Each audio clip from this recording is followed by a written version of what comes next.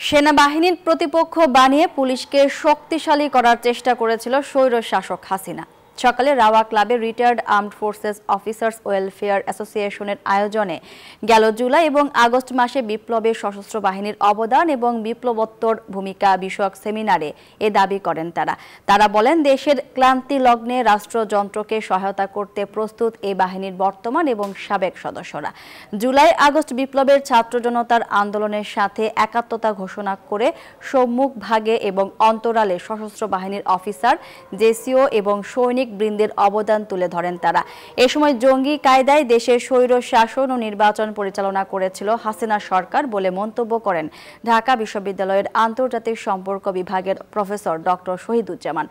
আর doctor Zahedur Rahman অন্তর্বর্তীকালীন সরকারের সংস্কারের ও বিনির্মাণে জাতীয় সংহতি উন্নয়ন এবং লেজুর ভিত্তিক সমাজ ব্যবস্থা থেকে বের হয়ে আসতে গুরুত্বারোপ করেন।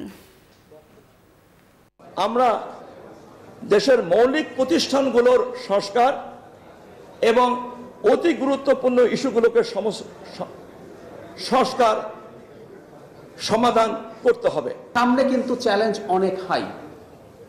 আমেরিকার চায়না কন্টেইনমেন্টের জন্য এখানে ইন্দো প্যাসিফিক স্ট্র্যাটেজি আসছে, এখানে কোয়াড এসে হাজির হয়েছে। সো আমাদের এই চ্যালেঞ্জগুলোর ক্ষেত্রে আমি মনে করি আপনারা যারা অবসরপ্রাপ্ত সশস্ত্র বাহিনী অফিসার্স আছেন তারা এই জায়গাগুলো তো একটু সিরিয়াসলি কাজ করা দরকার।